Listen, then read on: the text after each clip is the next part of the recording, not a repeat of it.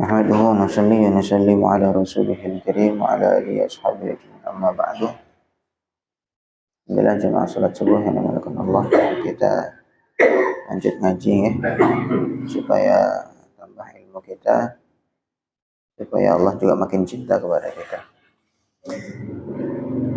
Kita buka majelis kita dengan kirim Al-Fatihah. La hadratin Nabi Mustafa Muhammadin sallallahu alaihi wasallam azwaji wa awladu wa dzurriyyati ajma'in bi jami'i khanabi wal mursalin sallallahu alaihi wasallam. Syekhuna Abdul Rahman Abdul Syekh Rahmatullah Syabad Syekh Muhammad Ali bin Syekh.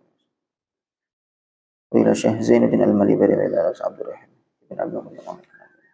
Al-Fatihah. A'udzu billahi minasy syaithanir rajim. Bismillahirrahmanirrahim. Alhamdulillahirabbil alamin. Maliki yaumiddin. إياك نعبد وإياك نستعين اهدنا الصراط المستقيم صراط الذين أنعمت عليهم غير المغضوب عليهم ولا الضالين آمين. Masya Allah. Oke, kita lanjut ngaji fikih. Kemarin pembahasan kita masih dalam pembahasan hadas. Hadas itu sesuatu yang menghalangi sahnya sholat. Ketika diucapkan hadas secara umum, yang dimaksud adalah hadas kecil. Hadas itu kan ada dua macam, ada hadas besar, ada hadas kecil. Ketika kita mengucapkan saya sedang berhadas, umumnya yang dimaksud adalah hadas kecil. Nah, itu kita yang kita bahas saat ini, hadas kecil. Nah, kemudian hadas kecil itu pengertiannya apa? Banyak. Ada yang mengatakan hadas kecil yang menghalangi sahnya sahnya sholat. Ada yang mengatakan hadas kecil itu hal-hal yang membatalkan wudu. Benar semua, tapi yang paling tepat adalah hadas kecil itu hal-hal yang membatalkan wudu. Karena yang membatalkan sholat nggak cuma hadas kecil. Yang membatalkan sholat nggak hanya hadas kecil. Kita bergerak waktu sholat, misalkan bergerak lebih dari 3 kali dengan gerakan besar, juga batal sholatnya. Sedangkan itu nggak termasuk hadas kecil. Gitu. Jadi hadas kecil pengertian mudahnya adalah sesuatu yang membatalkan wudu. Ada berapa kemarin? Ada 4. Yang pertama, keluarnya sesuatu dari 2 jalan. Pokoknya ya jalan depan kubul ataupun dubur, jalan belakang, ada keluar sesuatu dari tempat tersebut, dari jalan itu, maka wudunya batal, alias dia sedang berhadas kecil. Dalam mazhab kita, dalam mazhab Syafi'i, itu segala sesuatu yang keluar melalui 2 jalan itu membatalkan wudu. Jadi yang keluar itu memang yang biasanya air kecil ataupun air besar, itu semua membatalkan. Kemudian ataupun yang langka. Contoh misalkan kayak keluarnya darah, keluarnya nanah, atau mungkin keluarnya yang lain lah. Apa mungkin cacing atau bagaimana itu membatalkan wudu dalam mazhab Syafi'i. Kalau dalam mazhab Maliki itu yang membatalkan hanya yang biasa saja yang keluar. Jadi keluar air kencing atau keluar air besar itu batal wudu. Tapi kalau yang selain itu, alias yang tidak umum, maka tidak batal. Contohnya kemarin saya contoh itu keluarnya angin dari kubulnya perempuan. Maaf dari kubulnya perempuan itu biasanya perempuan yang sudah melahirkan lebih dari 2 kali biasanya begitu. Nah, itu ada udara yang terperangkap itu di dalam kubulnya. Nah, kemudian kadang dia bergerak ketika sholat, kadang-kadang ruku atau sujud, bergerak tuh terus keluar. Itu kalau ikut mazhab Syafi'i berat, karena batal sholatnya, batal wudunya.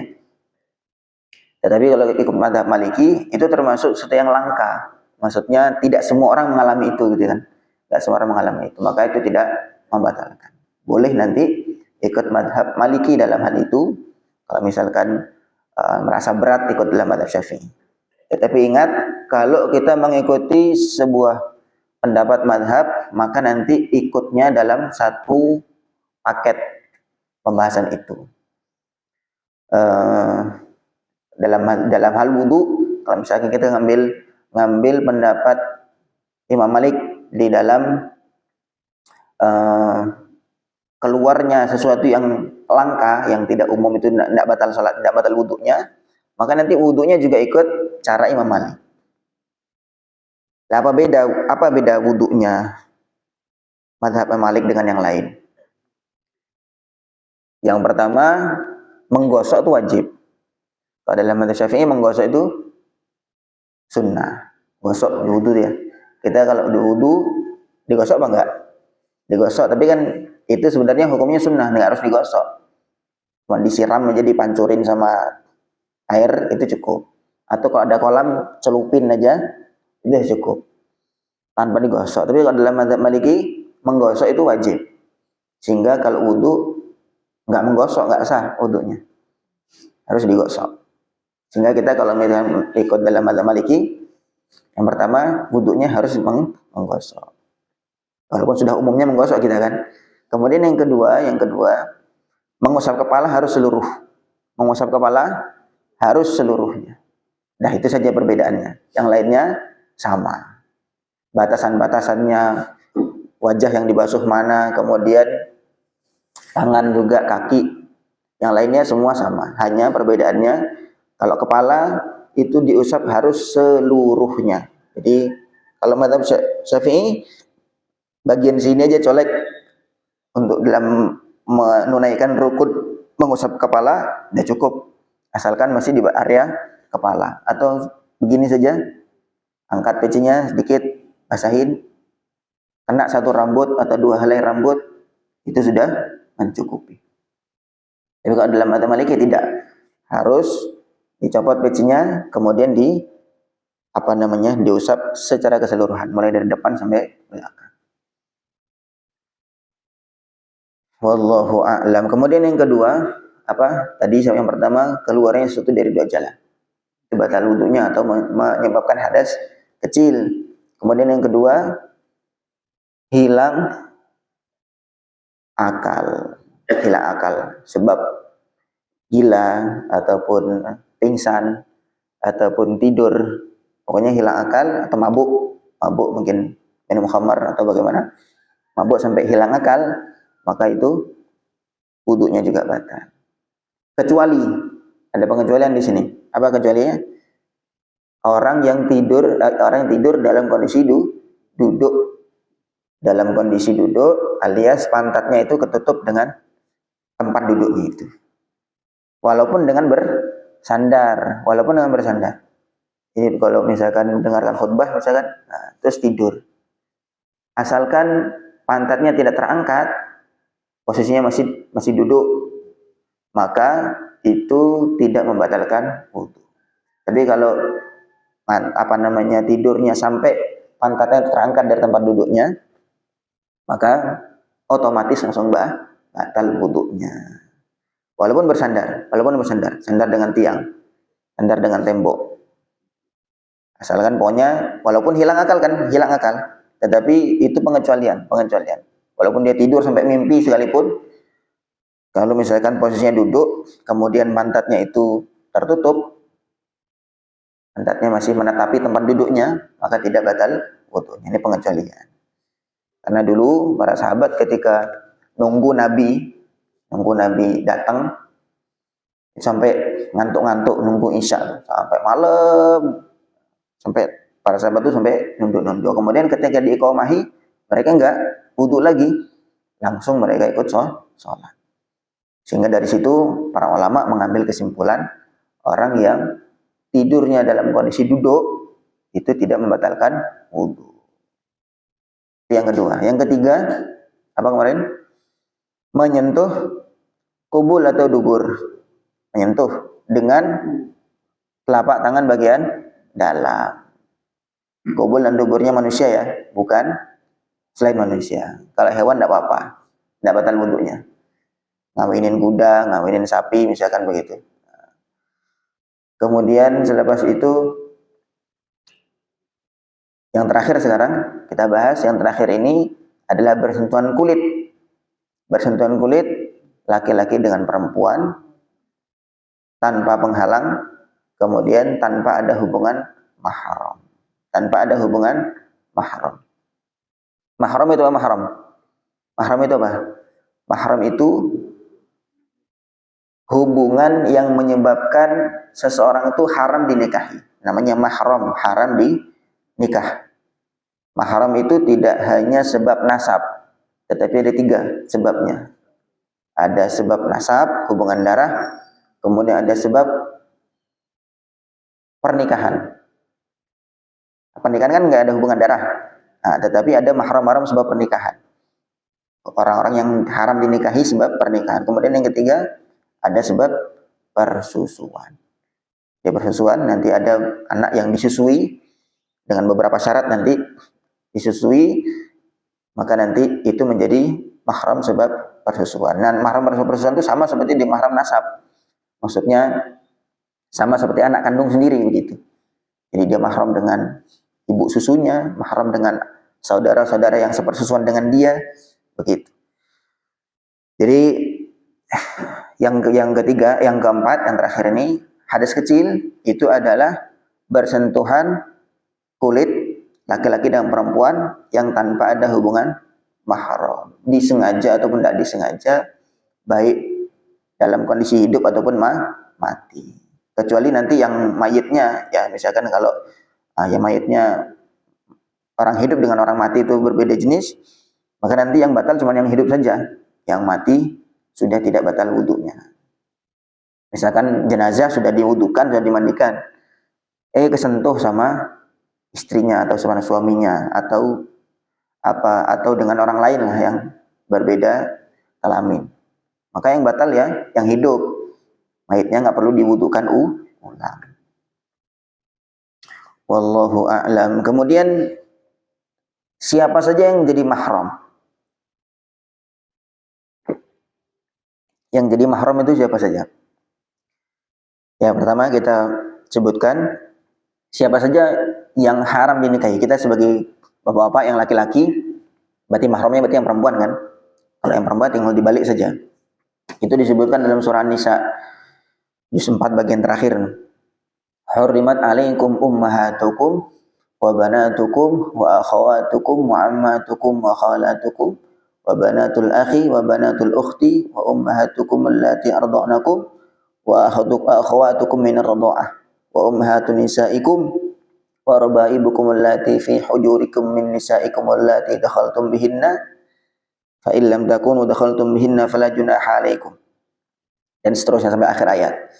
Yang pertama, hurrimat alaikum, diharamkan dinikahi ala saat sekalian ummahatukum, ibu, jelas tuh. Jadi saya gini, sharing saja, mulai dari sebab nasab. Mahram atau wanita-wanita yang haram dinikahi sebab nasab. Yang pertama, ibu ke atas, ibu, nenek, ibunya nenek, terus begitu sampai Siti Hawa. Itu haram dinikah. Berarti kalau kita bersentuhan dengan mereka tidak batal wudhu untuknya. Kemudian yang kedua, ke bawah, anaknya anak, cicit, terus sampai ke bawah. Itu semua haram dinikah, mahram. Kemudian dari atas, dari atas itu ke samping. Ya, dari atas kita jalur garis atas ke atas tuh, itu ke sampingnya itu juga mahram. Baik dari jalur ayah ataupun jalur ibu. Di saudaranya ayah atau saudaranya ibu, saudarinya ayah atau saudarinya ibu, itu mahram. Begitu juga dengan saudarinya nenek, itu juga mahram. Saudarinya nenek, saudarinya kakek, ya itu juga mahram. Berarti kan kalau bahasa kita bibi ya, bibi. Misalkan kalau orang tua, dari orang tua, saudaranya ibu, yaitu kakaknya ibu, adiknya ibu, itu bibi. Tapi bibi yang asli. Maksudnya bibi asli itu ya memang ada hubungan darah, bukan suaminya, bukan istrinya paman. Kalau istrinya paman kan kita umumnya manggilnya bibi juga. Tapi kan maksudnya itu bukan bibi asli, bukan ada hubungan darah. Oke. Jadi ke atas, jalur garis itu ke atas, kemudian nyamping semua. Nenek, terus pokoknya saudari-saudari ke samping itu semua mahram. Paman dan bibi. Kemudian Selepas itu ke samping yang sejajar dengan kita. Kalau kita garis tengah, itu ke samping, itu saudara-saudara kita, saudari-saudari kita, yang perempuan-perempuan, kandung, sebapak ataupun si ibu, itu semua mahram.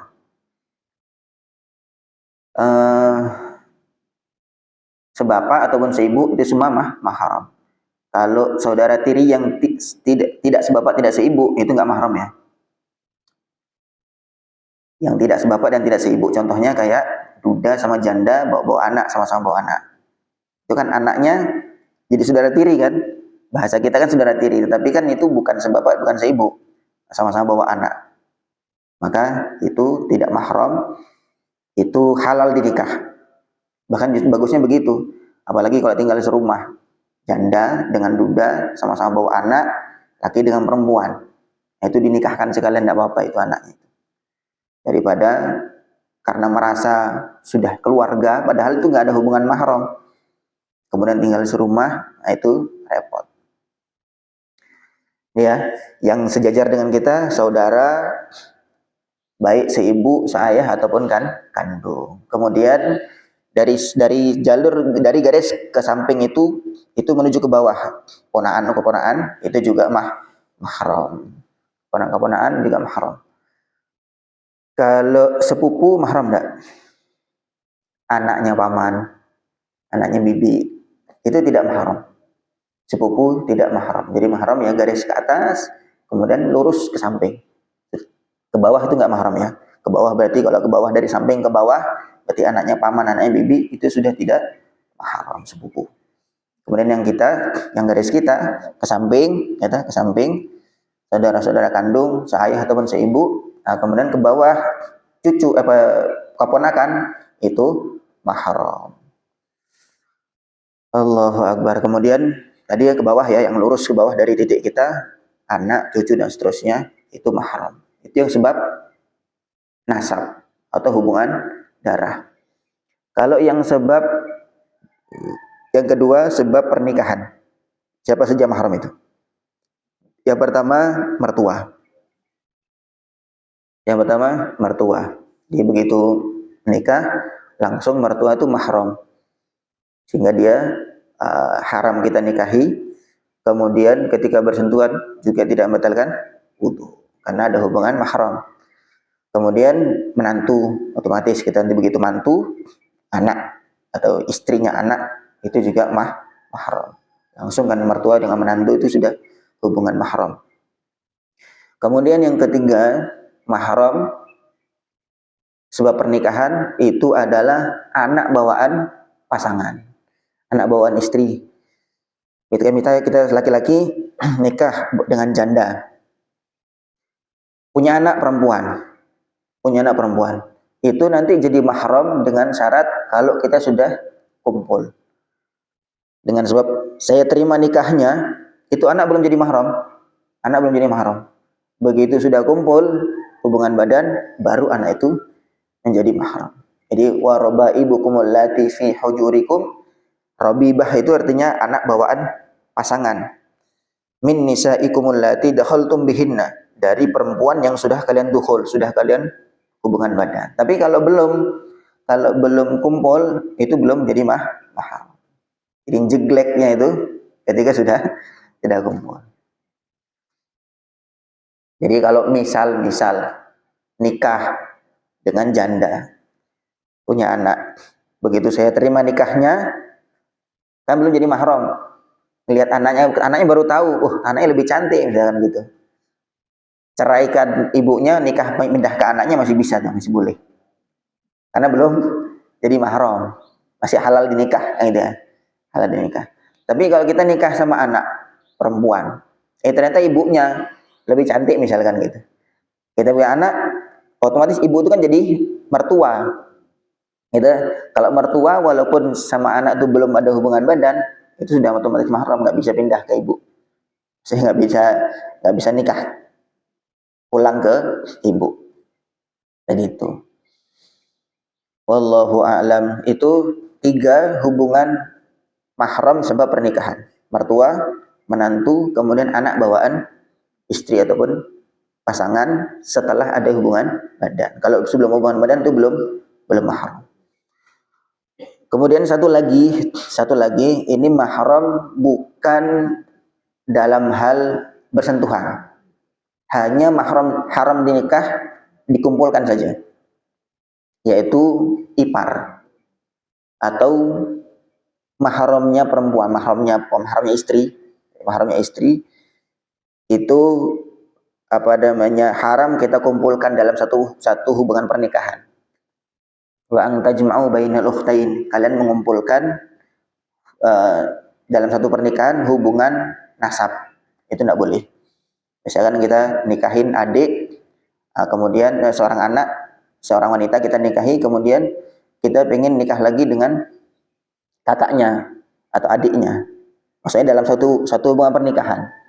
Tapi kalau sudah cerai dengan yang pertama, dengan saudaranya, kemudian nikah balik dengan saudaranya, itu tidak masalah. Yang nggak boleh itu maksudnya mengumpulkan dua istri dan dua-duanya mahram. Dua-duanya mahram tidak boleh. Itu misalkan haram dikumpulkan. Tapi kalau dalam sisi bersentuhan kulit, itu tetap membatalkan wudu. Ipar, bibiknya istri, yang pokoknya yang mahram itu hanya mertua, menantu, kemudian anak bawaan istri. Itu saja. Nanti kayak ipar, kemudian bibiknya istri itu sudah tidak mahram. Atau keponakannya istri itu juga tidak mahram. Wallahu a'lam. Kemudian yang terakhir adalah sebab persusuan. Mahram sama persusuan itu syaratnya adalah dia nyusu sampai 5 kali susuan. Jadi kalau cuma sekali nyusu itu belum jadi mahram. Tetapi sampai 5 kali. 5 kali kenyang tidur. Kemudian lagi nyusu lagi. Yang kedua kali tidur isya. Pokoknya sampai 5 kali itu baru menjadi mahram. Dan syaratnya juga di bawah usia 2 tahun. Nyusunya itu masih di bawah usia 2 tahun. Anak masih nyusu tapi usianya udah di atas 2 tahun. Itu tidak berpengaruh.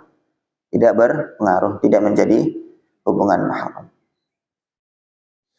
Wallahu a'lam. Sekarang kita baca sedikit ibarahnya.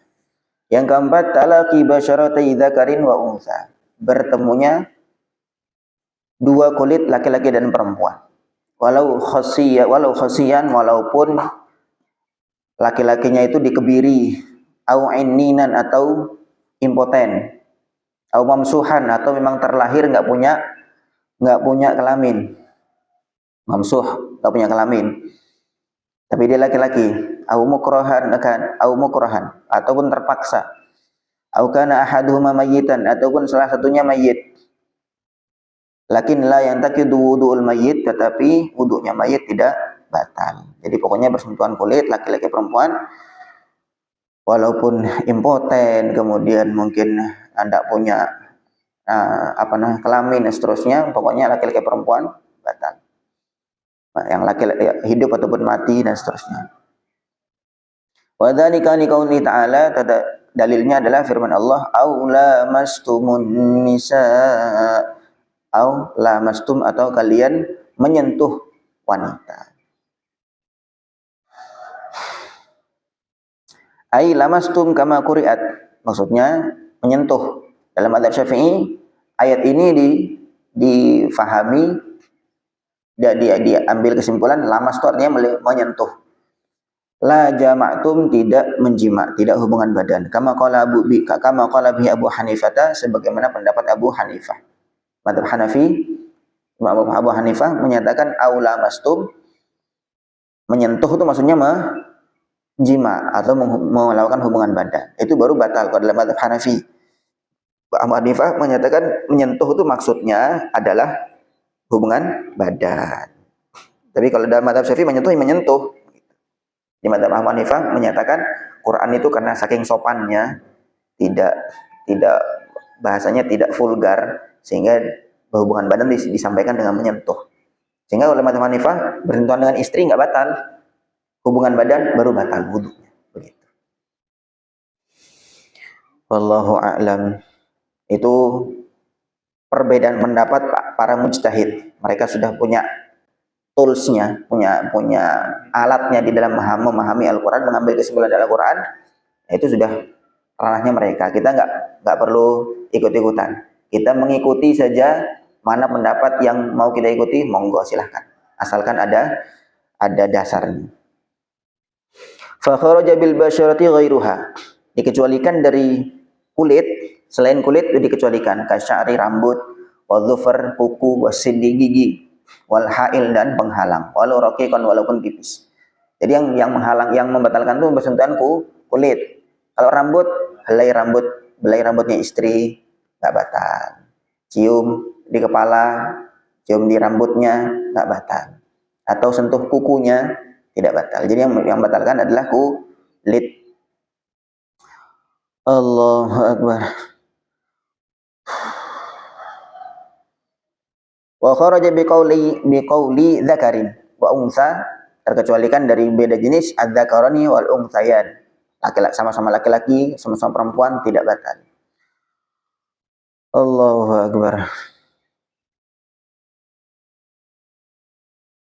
Wa sawa'un fi dzalika baina kaunil lamsi amdan aw sahwan. Baik menyentuhnya itu lupa ataupun sengaja, bisyahwatin aw bighairiha, baik dengan syahwat ataupun tanpa syahwat. Tanpa ada syahwat ataupun dengan syahwat. Bi'udwin salimin aw asyal, dengan anggota badan yang sehat ataupun yang loyo, maksudnya stroke, misalnya orang stroke, saya ini udah nggak aktif ini, tangannya yang sebelah, kemudian disentuh, tetap batal walaupun dia sudah tidak aktif lagi, tetap nyetrum itu. Bi'udwin asliyin au zaid, dengan anggota yang baru, dengan asli ataupun anggota yang tambahan.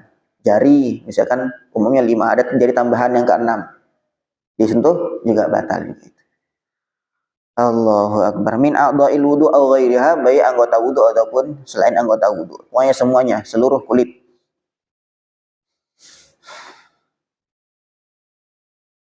Lanjut, wa yashtaratu fi naqdil wudu bitalaqi al-madhkur syartan. Dalam membatalkan wudu sebab bersentuhan kulit laki-laki dan perempuan ada 2 syarat.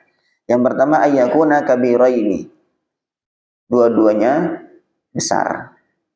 Dua-duanya besar, maksudnya dewasa, bi an balagha hadda syahwah. Ukuran besar itu maksudnya dia sudah kenal dengan syahwat, sudah nafsu, sudah tahu nafsu. Sudah kenal dengan nafsu. Urfan secara umumnya. Ghaliban inda arbabit tibai salimah, tentu ukurannya adalah anak-anak yang orang-orang yang punya kesehatan mental, maksudnya dia memang mentalnya sehat gitu. Bukan anak yang idiot dan segala macamnya, itu dia kan kadang-kadang nggak kenal nafsu. Orang yang umum yang membatalkan bagaimana? Itu kalau dua-duanya besar, yang laki-laki besar ataupun yang kecil juga, yang perempuan juga besar.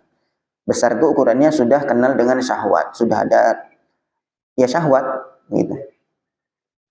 Balik belum belum. Syahwat itu sudah ada rasa suka, sudah balik itu nanti ditandai dengan ada 3 cara. Ada kalau balik itu usia 15 tahun kalau dari usia ya, kemudian keluarnya air mani, kemudian yang ketiga haid untuk wanita. Haid itu kadang kan nggak mesti usianya, paling minimal haid itu usia 9 tahun, kadang-kadang dia keluar usia 10, 11, 12 gitu. Kadang-kadang laki-laki atau perempuan kadang-kadang belum ada keluar air mani sampai usia 15 tahun. Itu walaupun dia belum keluar air maninya, kalau udah usia 15 tahun hijriah ya, hitungan hijriah, itu dia sudah dihitung balik. Tapi dalam hal membatalkan wudu ini bukan balik, bukan. Tapi dia haddus syahwah. Dia sudah kenal syahwat. Kita tahu kan sekarang zaman yang ini usia-usia 7 tahun, usia 8 tahun kayak gitu kan sudah ada yang kasus-kasus kayak gitu kan. Itu berarti sudah kenal syahwat itu dia itu. Padahal usianya belum balik itu. Usia balik dalam syariat itu dia belum. Tetapi dia sudah kenal dengan syahwat. Nah, itu maka sudah bisa membatalkan wudu dalam hal ini. Gitu. Tapi kalau dia kecil, masih umur 2 tahun, 3 tahun, 4 tahun, itu kan masih belum kenal syahwat itu. Nah, itu tidak membatalkan wudu walaupun laki-laki perempuan. Nggih. Wa in intafat tilkal syahwatu li haramin au unnatin au nahwihi. Jadi ukuran umumnya usia segitu sudah kenal syahwat. Walaupun syahwat itu sudah hilang lagi. Sudah hilang baik sebab impoten misalkan ataupun yang lainnya.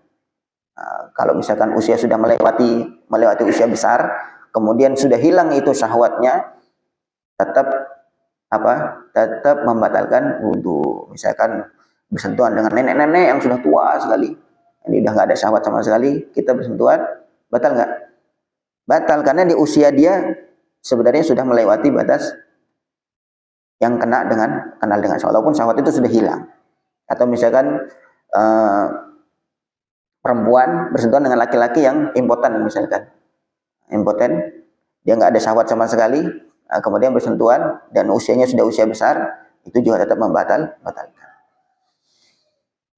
Allahu Akbar. Fala naqda bi talaqihima ma'a sigharin fihima aw fi ahadihima. Maka tidak batal wudunya dengan sebab salah satu kecil ataupun dua-duanya kecil. Walaupun berbeda jenis kelamin, kalau salah satunya kecil belum sampai ukuran kenal dengan syahwat, maka itu tidak batal wudunya. Itu yang syarat yang pertama. Syarat yang kedua, alla yakuna bainahuma mahramiyatun, tidak ada hubungan mahram. Sa'un kanat binasabin aw radha'in aw musaharatin. Baik hubungan mahram itu dengan sebab nasab, hubungan darah, aw radha' atau persusuan, aw musaharatin atau sebab pernikahan. Lintifa'i madinati syahwah ma'indahum aidan. Jadi pokoknya kalau ada hubungan mahram itu tidak batal. Baik hubungan mahram sebab pernikahan, nasab ataupun persusuan. Wal mu'tamad, ini terakhir. Annal udwal muban matal tasaqa wa halatul hayah naqadha. Anggota badan yang terputus. Misalkan tangan terputus. Ketika dia disambungkan dengan badan, kemudian tangan itu bisa hidup lagi, bisa bergerak lagi, naqadha, maka dia berpengaruh. Dia berpengaruh. Jadi dia anggota pemilik badan itu. Paham ya? Wa illa fala, tapi kalau misalkan ditempelkan ke badan orang hidup, kemudian dia nggak hidup tangannya, cuman hiasan aja kan gitu, nggak hidup tangannya, nggak bisa gerak, maka tidak membatalkan. Lain tadi kayak anggota asli tetapi stroke, nggak bisa gerak, itu tetap batal. Tapi kalau misalkan ini sudah potongan, disambungkan ke orang hidup, terus tidak hidup, maka itu ya dihitung mati, sudah bukan anggota yang bisa berpengaruh. Tapi kalau bisa hidup kembali, bisa gerak lagi, aktif kembali, maka itu juga berpengaruh dan batal wudu. Makanya ada contoh, falawil tasaqat yadu rajulin. Seandainya ada tangan seorang laki-laki nyambung bi badani imra'atin dengan badan seorang wanita. Jadi ada wanita tangannya putus, dipakailah untuk nyambung itu pakai tangan laki-laki, gitu. Wa halat hal hayah, kemudian tangan itu bergerak, bisa hidup lagi. Intaqada wudu dzalika ar-rajul sahibil yad bilam sitil kal yadil multasaqah. Maka si laki-laki yang punya tangan, laki-laki yang tangannya diputus untuk disambung ke perempuan ini, kalau dia nyentuh tangannya sendiri, tangannya disambung, maka itu batal, karena sudah menjadi anggotanya si perempuan. Padahal tangannya laki-laki tadi kan. Nah, jadi ada wabihi yulghaz, ada teka-teki di dalam ini. Lana rajulun lama sa'ud wa nafsihi fantaqada wudu'uhu. Ada laki-laki yang menyentuh anggota tubuhnya sendiri tapi wudunya batal. Apa itu? Ya tadi itu contohnya, laki-laki yang tangannya atau anggota badannya yang lain lah, kemudian diputus, kemudian ditempelkan ke wanita yang bukan mahram tentunya ya. Jadi sudah bukan hak milik dia, hak miliknya yang punya badan.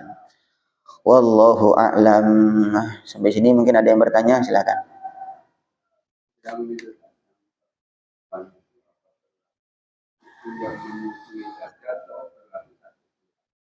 Berlaku satu keluarga.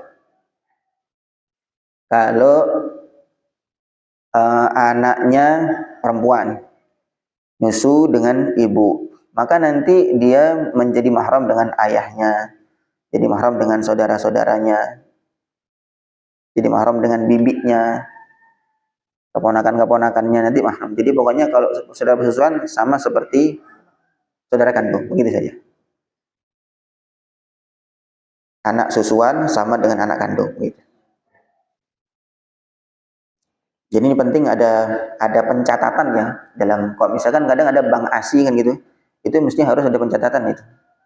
Karena kalau kita tidak tahu, walaupun nanti menyusu itu dengan susunya bisa disedot, nggak langsung nyusu di ininya, saya lewat botol, asalkan tadi sampai 5 kali, maka juga ada pengaruh itu.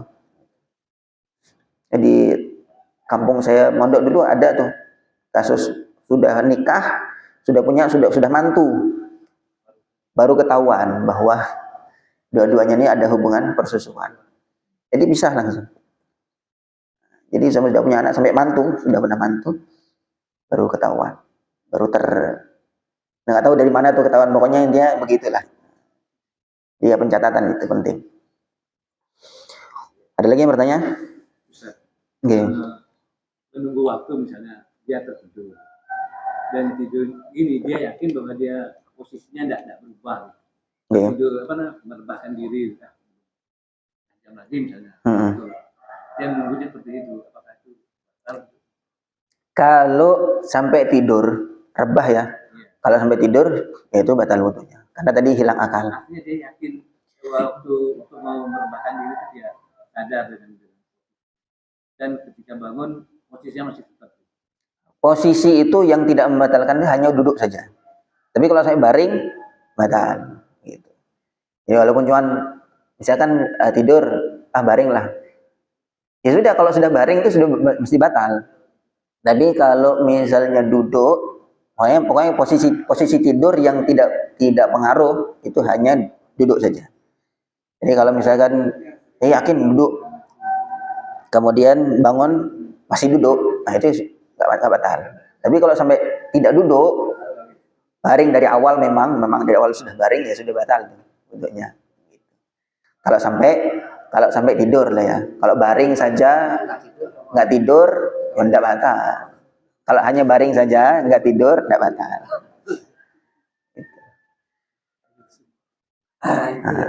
Baring mimpi pulaan gitu. Ada lagi? Leyeh-leyeh, tidak masalah itu, asalkan nggak tidur. Tapi kalau mau tidur duduk. Ya, paling gampang tidur aja, nggak masalah. Nanti bangun wudhu kan gampang. Malas banget wudhu. Paling gampang tidur aja, silakan tidur ngorok nggak masalah. Nanti bangun komat wudhu, kan seger daripada bangun masih sholat masih ngantuk. Ada lagi? Cukup ya. Insyaallah mudah-mudahan bisa dipahami, bisa kita jadikan pegangan. Ini penting memahami hal-hal yang membatalkan wudhu. Kadang-kadang orang yang tidak ngerti, dikiranya ada hal-hal yang membatalkan wudhu selain ini. Kadang keluar darah, nginjak kotoran, apa segala macam, dia wudhu lagi. Kalau memang tidak membatalkan wudhu, ya nggak batal wudhu. Cukup dibersihkan saja. Misalkan terkena najis, itu nggak batal wudhu.